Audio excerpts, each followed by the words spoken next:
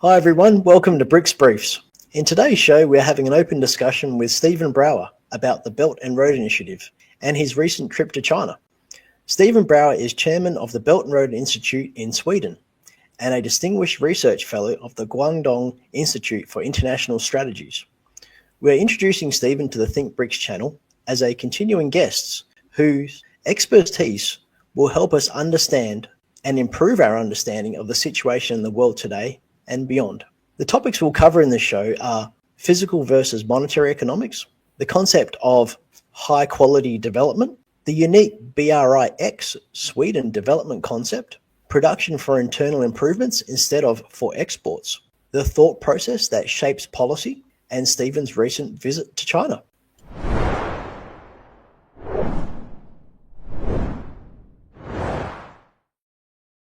Welcome, Stephen. Thank you, Clive. I'm glad to be with you. Excellent. Look, we thought this would be great to have you on. I've been trying to get you on for a little while, and we've finally been successful. So I'd like to know, and tell our audience about what you're doing at brixsweden.org, particularly, and as we've discussed, before the show, the economics of the Belt and Road Initiative, this physical versus monetary economics particularly. Can you take us through that briefly to introduce? Yeah, sure. Look, the Belt and Road Institute in Sweden was founded by myself and some colleagues, especially the vice chairman of the Belt and Road Institute in Sweden, Hussein Askari, in 2018. And the reason was we noticed that since the initial launching of the Belt and Road Initiative by President Xi Jinping in 2013, there was little or no attention being given in Sweden or in general in Western Europe to what actually the significance of the Belt and Road Initiative was. Now that began already, as I said, the launching of the Belt and Road Initiative was in 2013, October 2013. And then we founded the Belt and Road Institute in Sweden, primarily because we wanted to address this lack of accurate information to the public. Now, in that context, we have been doing a great deal of research, analysis, writing numbers of articles which are available on our website, www.brixsweden.org. And there you can see the history of a whole series of webinars which take up a good deal of the combination of misinformation or disinformation and why and what the reality of the Belt and Road Initiative is. Now, just very briefly, in a general sense, it was launched as an initiative from China. And I don't think for for a whole series of historical reasons that it could have been initiated by any other country in the world. However, it is a global phenomenon. It is a global development perspective that is based on the idea of connecting all of the continents of the world around basic modernization and infrastructure as a means of eliminating global poverty. China has successfully lifted 800 million members of its society out of extreme poverty. They have succeeded in a completely unique historical way, and this Belt and Road Initiative is an extension of how the world in general can gain from a modernization infrastructure development perspective that will basically, if properly embraced and cooperating among all nations, will do exactly that. That is the main thrust of the importance of the Belt and Road Initiative. It is based on development from the vantage point of primarily basic infrastructure in transport, water development, electrical power. Those are the preliminary and necessary basis of any country, any nation, to be able to eliminate extreme poverty. So we continue to both propagate now the Belt and Road Initiative celebrated last year its 10th year anniversary, and now we are going into the next 10 years. And I think that there is even greater reasons to be hopeful and optimistic about how the world will evolve in a productive and positive sense if we can unite all of both Eastern and Western societies, civilizations to work together. That means cooperation and ultimately friendship, not conflict, not competition in some geopolitical divisions, which is the means by which the world is presently struggling against what would be a necessary step in the direction of ending war, the wars that we are witnessing in Ukraine, in Gaza, and now in Syria and other places. This needs to stop. And the cooperation along the lines of what the Belt and Road Initiative is built on is the framework to do that. So that's where we are, where we have come from, and where we are headed. Great. We had a little bit of a taste here in Australia of the Belt and Road Initiative a few years ago, and the government slammed and stopped it straight away. They were very, very direct. They said, no, we're not having that. And ever since then, Stephen, we've had the war cries about China. So, and it still continues today. It's really bad. There's a particular political prisoner, a pilot, an air pilot. He's been in jail for over 2 years, waiting extradition to the USA for training civilian Chinese pilots. So, and this is part of the anti-China thing. So, I'm mentioning that, it's quite topical, and, people may go, oh, Sweden, really? Well, yeah, Australia too. So, we're into that. I want to show this because we had Hussein on the show quite a while ago, and I'm bringing up this topic of which you mentioned, which was high quality development. So high quality development. And I think it's an important point. You wanted to talk about this briefly, and I'm just showing your website here so people can see that. And on this particular page, you guys have actually there's a webinar, and Glenn Deason, he's been on the show too. I see you have an ambassador. So I would encourage people to go to the website and check out the webinar. But what do you mean by high quality development? Well, number one, people have generally had the view since China's opening up under Deng Xiaoping in the late 70s and early 1980s. This led to dramatic changes in terms of China's economic development. And primarily, it began with the investments of Western so-called businesses to market their products in China at a relatively cheaper cost, outsourcing their factories to employ Chinese workers they're very productive, but they could also accept a much lower rate or lower salaries and compensation. But out of this, there was an idea that China produces so-called cheap goods, which then can be manufactured there with Western companies like Walmart and others, and then sold back in the United States and other countries in Europe at lower or at more profitable rates. But nonetheless, this was a kind of idea that China is capable of mass producing.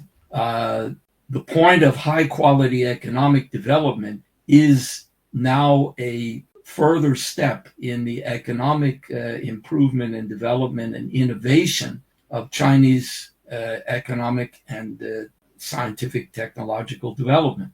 We also have made reference to this in that webinar that you showed, to what we call, my colleague and I call, Belt and Road economics, which is focused on this idea of physical production, that you are talking about what you actually do by putting shovels in the ground and develop infrastructure. It is not how much money you make by speculating with BlackRock and other various types of investment companies, private investment companies, because number one, infrastructure is not a short-term profitable investment. It is a long-term investment which does not give economic high levels of economic return.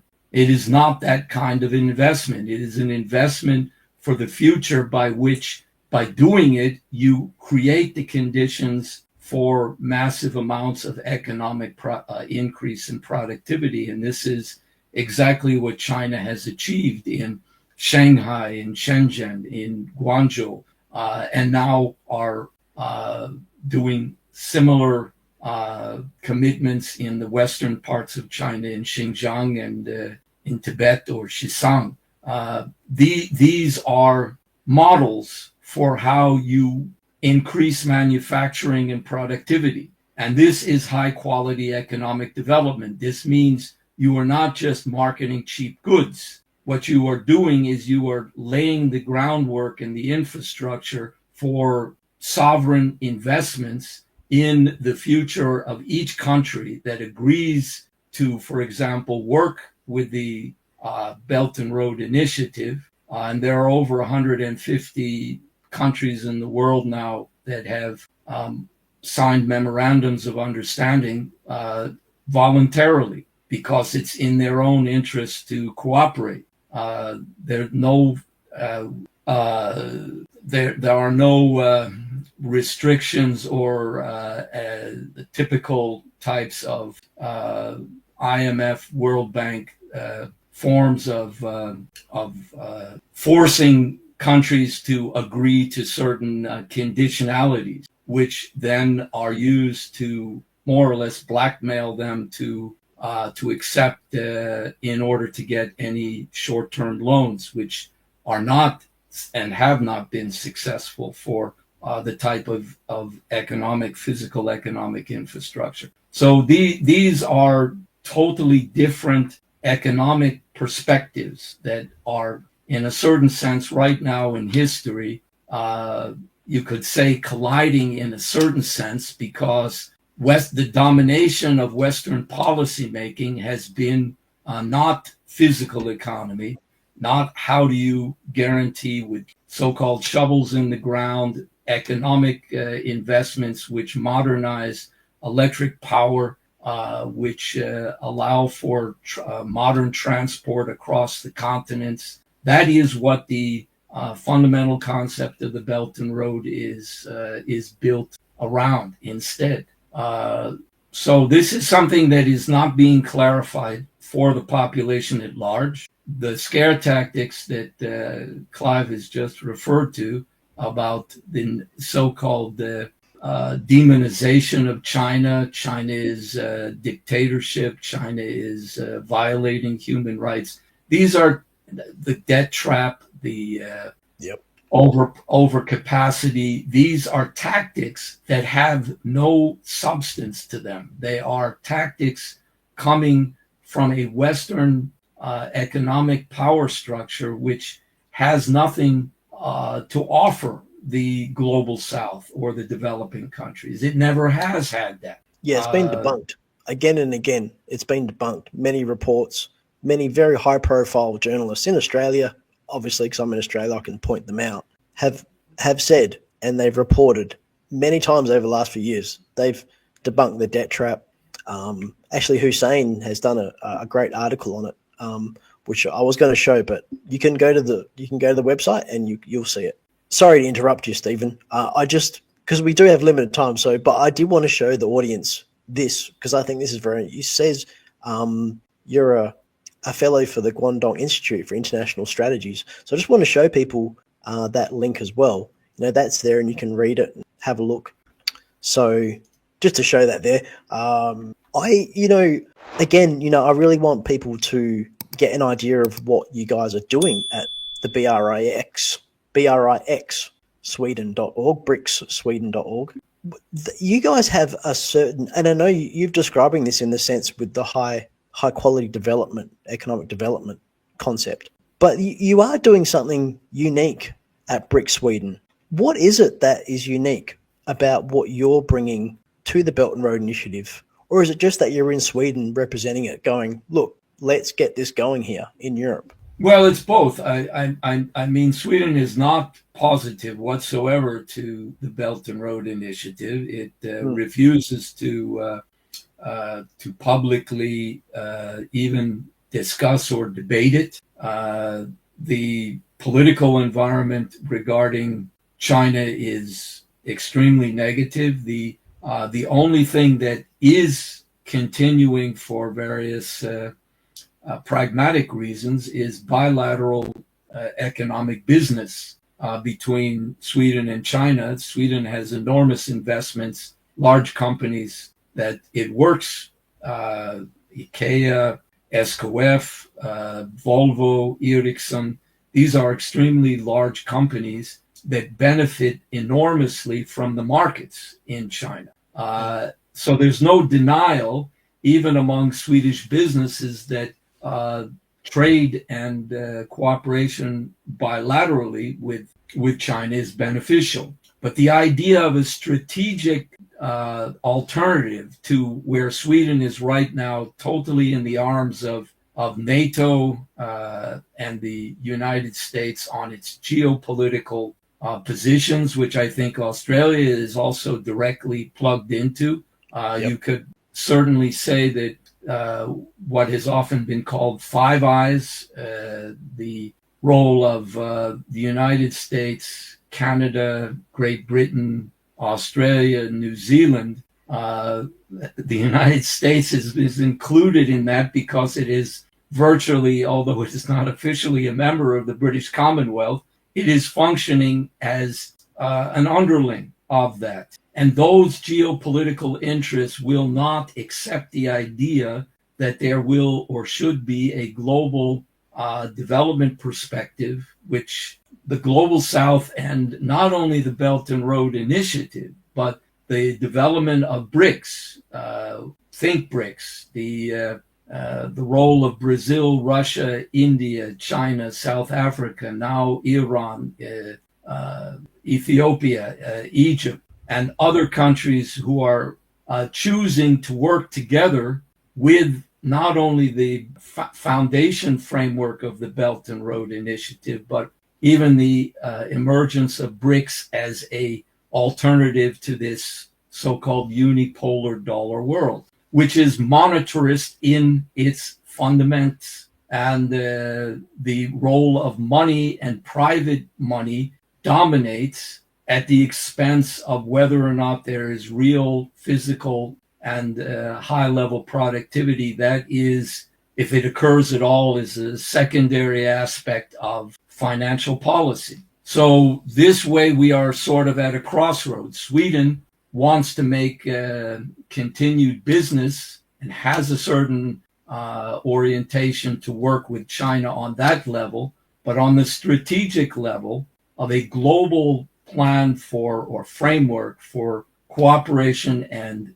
ultimately peace and friendship, which would replace the geopolitical power structure of NATO and the EU, that they are completely hysterically against. They won't debate it. They won't discuss it. One of the reasons that we work continuously, untiringly here is to address the fact that we will provide, not only in Sweden, but any other place we can, the actual competence as to what the Belt and Road really is built on. And in that capacity, we have a competence which I think virtually no one else has. So it's quite unique in terms of the origins of our work, but now we are expanding beyond just the borders of Sweden to what we call Europeans for the Belt and Road Initiative. And now perhaps we will have a new chapter of Australians for the Belt and Road Initiative. I hope so. I hope so. That would be great. You know, you're plugging away there, and we got to step up. Look, I sort of went past this concept of physical economics versus monetary economics, but let's address that. But more on the topic, which is production not for export, but for internal improvements. I think they're quite related. So I didn't mean to put words in your mouth, but we didn't really go into that because it's a very physical economics versus monetary economics is a concept that we really need to get through to the audience because they're so used to living in a monetary system, not a credit system, frankly. But anyway, maybe if you could go over this concept of production not for export, but for internal improvements. Well, the topic is complex. I don't think we can do it. We can represent it in a very short period, but I can try and give a somewhat concise picture, which most people don't even realize that they are victims of a monetarist world policy structure where the almighty dollar, or whatever you want to call the private speculative economy, dominates forms of speculation and investment. And even nations are no longer, especially in the West now, in Western Europe, and even certainly in Sweden, in the United States, the idea is that money is the ultimate source of value. That's not the case. But people live with that on a daily practical basis because they have more or less been, in a certain way, brainwashed to believe that money is the ultimate source of wealth. When you have it, you can do whatever you want. When you don't have it, well, that's too bad for you. And that's sort of the game. That how do you get it? How do you get access to it? Do you win the lottery? Do you make a successful, in some cases, entrepreneurial investments? But the point is that the magic aspect of free market is ultimately measured in monetary value. Real economy, when you're thinking about how do people survive, how do human beings survive? They don't survive by eating money. They never have. They survive by producing obviously in the long historical sweep, agricultural products, food, housing, energy, the ability to transport. Now, those are the components of physical economy. It goes back to a great universal thinker, Gottfried Wilhelm Leibniz, who I will elaborate on not today, but in future discussions. He had this very clear idea of what he called work, power, technology. Those three components of what he defined as physical economy. Power meaning that you do not simply use muscle power, but you use, in his time, coal power to generate steam engine. And that gave you a capacity to increase the productivity of the workforce. Technology is always the factor of how you improve the ability to generate improvements in the physical economy to make it more not only competitive, but productive. You always want to modernize and come up with new ideas in order to improve the actual functioning of the physical economy.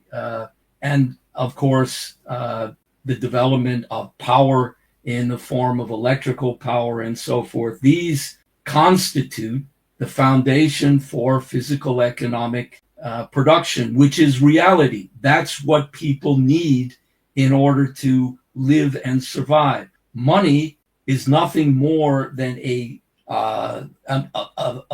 a form of credit, or should be a form of credit that is employed in order to direct the means of real physical production. What we have attained is a circumstance because of the domination of monetarist thinking, where money and private economy have taken over the essential functioning of policymaking, whereas physical economy, if it exists, is a secondary or even tertiary effect of how one simply speculates on how you make money. So in a short sense, this is the distinction. What do we really need to improve our living standards? That's physical economy. What it is to simply try and survive in the world of private worship of monetary value, that's monetarism. And that is what dominates all of Western policymaking, and is also one of the reasons that there is often perceived that even the development of BRIX, not the Belt and Road Institute in Sweden, but the Brazil, Russia, India, China, South Africa, which is presenting itself as a new form of economic exchange that is not completely based on this so-called unipolar dollar-based system. So it's a direction as to how to adjust or move away from pure monetary speculation, which is showing itself to be not only incompetent and ineffective, but destructive in terms of its short and long-term effects. Yeah, thank you for that. I really appreciate you sort of laying that out as briefly as you can, because I know that's not easy. But we are, just tell the audience, we're going to have Stephen on, not regularly, but more than once. And, he's going to bring us his view and explain. And we hope to bring you some really, really educational shows that will actually empower you. Because this is a very important point, Stephen, what you're making here, before I go on to the next topic, where people become more important than making money. I mean, this is a very foreign concept. And I don't mean to belay what you've just gone over or repeat it, but producing something in your country for the benefit of the people within that country, not just to make money from trade, whether that's for the government or for a private corporation. This is a totally different concept. I mean, it's very rare you actually hear, and all politicians, representatives, even private companies saying that, because they have shareholders and they're trying to make money. I guess that goes to the point of, where it's been a lot of deregulation and privatization, in the 80s and that, where government is no longer involved in anything anymore. And they're not allowed to, that it's neoliberalism, right? But it's a totally different thing to think like that now. And we've got to go back to that, because that's what actually worked. And I don't mean to grandstand here. I'm just saying this is very important. We had the same issues here in Australia. So I do feel them personally. It might be interesting at some point to have maybe a more open forum with some of your listeners, where they could start coming with their arguments or their questions, because that's how people will wake up and learn where their thinking has been either negatively influenced by this kind of control apparatus, and what do you do to resolve it? What are the solutions? These solutions are not being, for the most part, tolerated certainly not in mainstream media. They are censored. So we have a great deal of, I think, footwork and exchanges to make, and I would welcome your viewers to have the opportunity to have a direct one-on-one type of dialogue with myself and maybe some other representatives who might wish to also present another point of view. But I think that would be highly instructive for the people to get a more underlying, deeper grasp of this whole idea of what are really the scientific differences between physical economy and monetarism. I really appreciate that, Stephen. I think our audience would really like that. An actual dialogue. That would be awesome, and we'll see if we can do that. We'll do our best, and Stephen can get pretty busy, which is the next thing I want to bring up. But I wanted you to tell us about your China visit. But that we have the last topic aside from that, which is the thought process that shapes policy.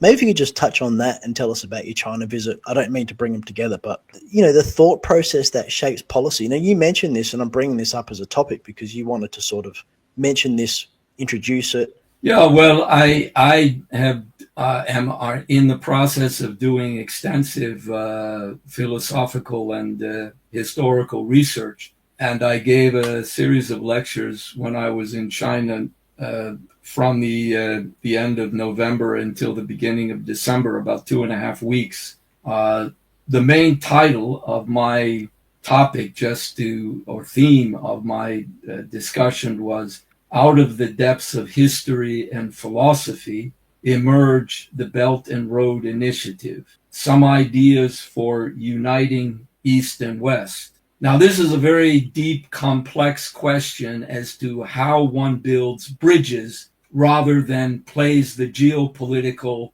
manipulative chess piece game that people are being manipulated around. Thought processes that actually are of extreme significance are not short-term mechanical empiricist observations. They may have some useful relevance to see certain so-called empirical facts, but they're not causal. What is causal is the much more profound nature of thought processes which have shaped history from as far back as we know human history to go, up to even now, the present, and in what way out of the past the future will emerge. And that is a causal relationship. It is not a fragmented form of mechanical,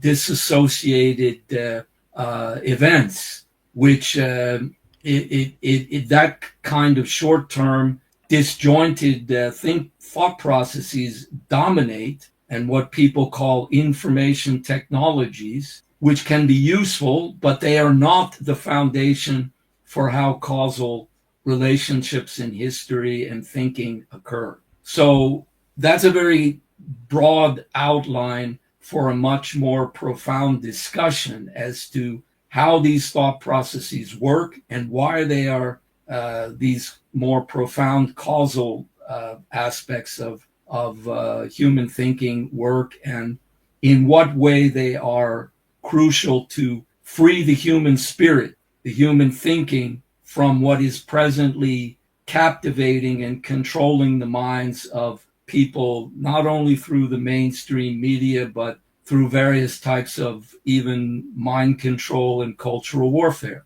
And most often people never really have the opportunity to understand this. Number one, because the intention of the power structure is to never allow that. But secondly, because people, for practical reasons, are working and surviving on a day-by-day basis. They would not necessarily know how to discover these things. So that's what I'm doing. And I'm very, very happy to share that knowledge with the public, to have a discussion, a debate, but to open people's minds to what is the real nature of the human thought process, which can free humanity from these kinds of mind games that are presently being used to unfortunately control populations and people in general in a very brutal and destructive way. Yeah, were you received well in China? Coming from Sweden. I'm invited as a guest speaker because of the work that I mean, this didn't come out of nowhere. It came out of a lot of hard work that myself and my colleague have been doing individually, and writing articles, doing the research, presenting, especially for the European public, ideas which they are simply not being allowed to have access to. So, of course, it's appreciated that there are voices in the West that actually want to accurately represent. The populations in China are extremely frustrated by the demonization that they see constantly, misrepresenting life in China, misrepresenting the thinking of the leadership in China, which is an ongoing, deliberate misrepresentation. And we're going to have to fight to crack that, to break through it.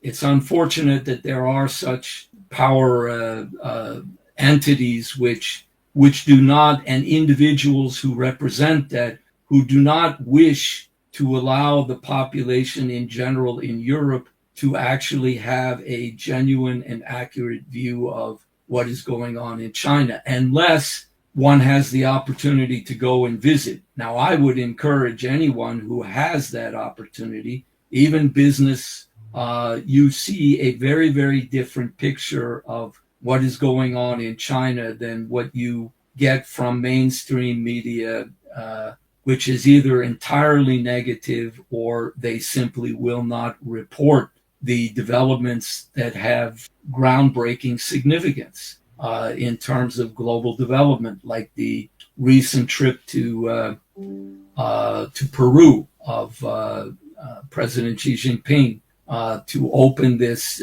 deep sea port, which will connect the eastern areas of the South China Sea to the western parts of South America. This also can mean a great possibility for Australian trade routes. But then you have to have this cooperative basis that you are not geopolitical enemies. You are different cultures which are working in the best sense to cooperate for the benefit of humanity, as Xi Jinping expressed it very clearly in the initiation of the Belt and Road Initiative, which is, quote, a community for a shared future for mankind. That is the thinking. Geopolitics, in my view, goes in the trash bin of history, or should go in the trash bin of history. I agree. We are members of one human race. We have to learn how to work together, even not only cooperatively, but even in the best sense in friendship. And at the deepest level, that's why I take up this. Out of the depths of history and philosophy emerge the Belt and Road Initiative and some more profound ideas of how we can unite East and West. Then we put an end to this kind of geopolitical superficial thinking, which likes the idea of finding enemy images in order to separate and divide people. Yes, definitely very important. I think, what you can contribute to bring onto our channel would definitely be appreciated. And, we'll see, as I say to the audience, please comment if you'd like Stephen to come on the show again, if you've got questions for him, if you think his idea, his offer of a dialogue, you would like that, say so in the comments, please. Say, yes, I really want that. I will be there. So, but look, that's going to be it for the show. We hope you enjoyed this discussion. Thanks for your time today, Stephen. I really appreciate it. I know you've been sick and you've gotten better and you've still come on the show, and a bit of coughing there. And we really appreciate, the audience appreciates when someone, because we're trying to introduce new people, right? Well, new to our audience, people that you don't see very often. There's usually a bit of a cadre of people that we see continuously. And we're trying to bring new people who add value. So we really appreciate you coming and giving your view. And yes, we will definitely have you back anytime you'd like. So thank you very much. Yeah, well, thank you. I enjoyed having this opportunity to be with you, and I'm feeling good. I'm not ill. I'm good. I'm ready I'm fit for fight, and for those people who would like to debate, not only to simply ask questions, you're more than welcome. I would be happy to engage in hopefully constructive debate, but I think that should be an interesting topic for the future. And I appreciate your having me on the show. So thank you, Clive, and I'm sure we'll be in touch with each other. For sure. Thanks, Stephen.